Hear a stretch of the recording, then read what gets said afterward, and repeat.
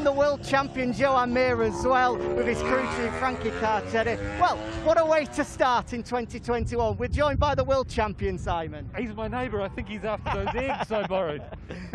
A wonderful start to the Shakedown Test it's been so far. So much intrigue. We've now got all three rookies on track, Luca Marini, Enea Bastianini and Jorge Martin. Simon, but the big talking point, as you guys might be able to see by my hair, is the wind. It's pretty blustery.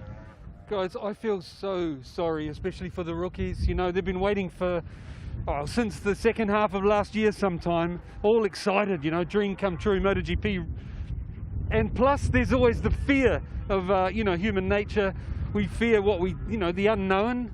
Today's the day they're going to find out what it's like, and it may as well be raining. It's like horrible conditions. I truly feel sorry for them. Yeah, it truly is extremely windy here. We've just had a red flag because of one of the air fences coming loose. They've fixed that, it's green flag again, and we've got bikes on track, so we'll be able to see them. Scary stuff. That'd be like a hot air balloon landing on the motorway in front of you. It's a good job they've got that sorted. So yeah, no problem there whatsoever. You'll be able to see the bikes flashing past. But in terms of the wind, Simon, what is it that the test riders we've seen out on track are able to do with the conditions as non-favourable as they are? Yeah, so, you know, in these conditions, it's impossible to test something at the limit, you know what I mean? So you can't go, to give you an idea, you can see when the bikes come around, the dust, sands coming off the tyres.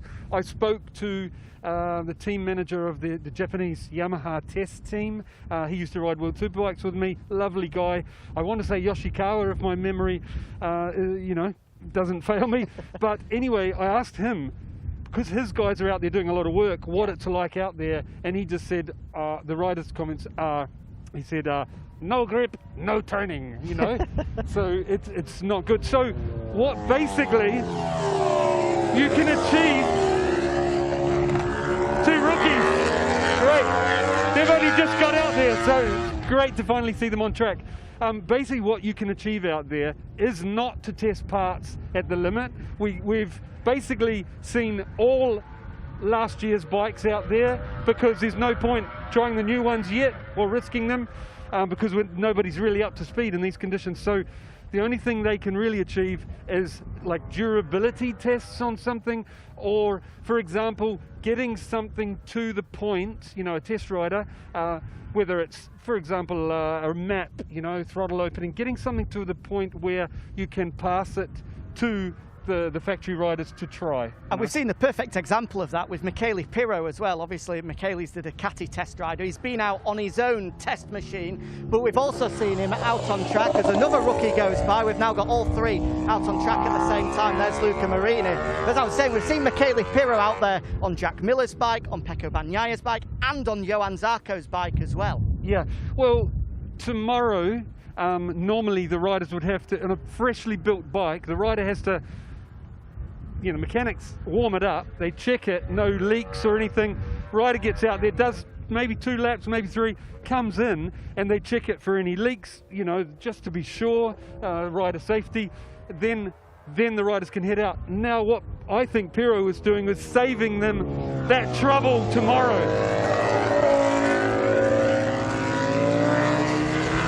As we see both Dani Pedrosa and Lorenzo Savadori now out on track. That's the first time that we've seen the 2021 Aprilia out on track, which is exciting. Which is the most changed bike we've seen so far. You know, it's everything has been changed, and I've been trying to find out what they think of it.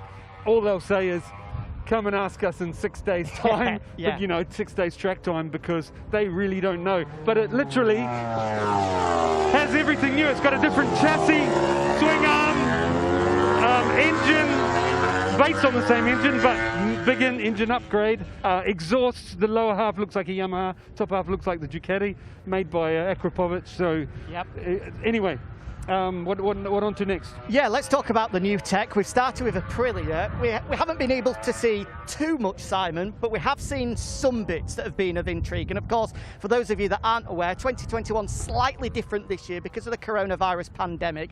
All engine specs have been frozen for all 5 manufacturers, apart from Aprilia, who are able to have the upgrade as Joan Mir passes by once again. But there is some room for manoeuvrement, some room for expanding, and the factories have clearly been hard at work, Simon. Yeah, so we just saw the Honda of Bradl go past there. Yeah. We'll start with them. We've seen the new chassis at Jerez, and they had it here. We saw it in a bike in the garage, but right now, Bradl's out there on how he finished last season. 2 bikes with the big carbon insert. And when you look around, I'd like to repeat, everyone's pretty much doing the same.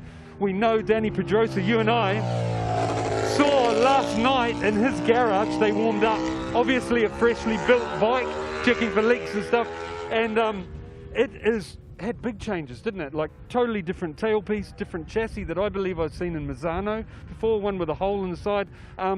So he's got 2 of them, new bikes, but he's out there today on older bikes, you know, getting up to speed. Yeah, Yamaha, I can't see anything new in their garage yet. But it doesn't mean it's not out the back, ready to be tested in future days. No, and we've spoken to Cal Crutchlow today, who was on track earlier. He must be back in the box at the moment, obviously making his re-debut, debut, second debut, whatever you want to call it, with Yamaha. You spoke to him earlier, and he was speaking about the challenges that he's going to have over the first 3 days here, because obviously he's joined by 2 of Yamaha's Japanese test riders, and there's only 2 bikes between the 3 of them. So just run us through the challenges that will pose for Cal. Not too much, really, because you can't ride all day. You know, you've only got a certain amount of battery to give, you know, mental battery to give, and really good feedback. So they can, I think, without problem, share the bikes. The bikes can keep going. You know. In that interview, I hope you get to see tonight on After the Flag, Carl is a new, more relaxed Carl that I can see. Yeah. Really good to talk to without the pressure on his shoulders of racing, and yeah, really interesting how he looks at, you know, things. I look forward to you to see it after the flag tonight. No, it should be good. Well worth tuning in for. 8:30 local time here in Qatar, 6:30 in Barcelona if you're working on Central European time, or 5:30 in the UK. After the flag with Neil Morrison, Lewis Sotheby, Simon Crafar will be bringing you more news as well, and I'll be off into the interview set to speak to all of the runners and riders from today. Hopefully, well, definitely we will speak to the 3 rookies, and it's great to see Enea Bastianini out there, Simon. We caught up with him earlier on pit wall. He was super excited to run out and watch his new teammate Luca Marini make his first laps. We didn't expect to see him today because he's had a bit of a nightmare in getting here to Qatar. Thankfully, everything okay, and he is able to get some early laps out on the MotoGP bike. Yeah, Enea, if you hadn't heard, had a little scare, had an inconclusive PCR test in Italy, so missed his original flight. He said a lot of tests. He was rubbing his nose. Later, all negative. He managed to get onto the flight, clear in Qatar as well with another PCR, and get here for this afternoon. Which is fantastic news to see him on track. Yeah, super relaxed as well. We were talking about how Luca Marini must have felt. He's done 1 million laps on 1 million different bikes over the years as Enea Bastianini just runs on at the first corner in front of us there. He was being chased by fellow rookie Jorge Martin, just outbraked himself at turn 1. Everything okay for Enea Bastianini there. We'll ask him about that in After the Flag, his first little moment on a MotoGP bike. But we're talking Luca Marini. I mean, how must he have felt? He had 20 cameras in his face. There was Pablo Nieto there. There was some of his team managers there as well, Ruben Jaus. It must have been a really nervous moment for him jumping on that MotoGP bike for the first time. Yeah, and I'll be honest, I was wondering why send him out, you know, and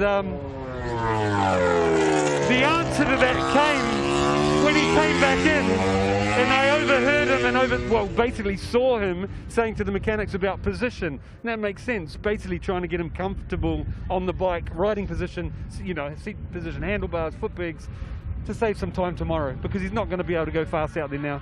No, he's not, but it's still going to be some valuable experience for him, so he is up to speed tomorrow. But tomorrow is when it starts proper. Today is the Shakedown Test, an opportunity for the rookies to get their first taste and for the test riders to go on track, whereas tomorrow, the first of 2 official days of testing, everybody will be out on track. An incredibly exciting day. I know I'm excited. I think you are as well, Simon. Yeah, to see everyone going again. We haven't seen that since last year, so here we go. Yeah, it's all started. We're back. We're up and running in 2021 here on MotoGP. Myself and Simon will be catching up with you 5 o'clock local time in Qatar, 3 o'clock in Europe. Every single day of testing. So that's Saturday and Sunday tomorrow. Couple of days rest before we're back for 3 more days, Wednesday, Thursday and Friday of next week, and every night as well on MotoGP.com. 90 minutes worth of live interviews, content, exclusive behind the scenes stuff after the flag with Lewis Sudderbit and Neil Morrison. Simon will be bringing all the info from the pit lane, and I'll be in the interview set catching up with all of your favourite riders. You do not want to miss it. Starts tonight at 8:30 on MotoGP.com. We'll see you there.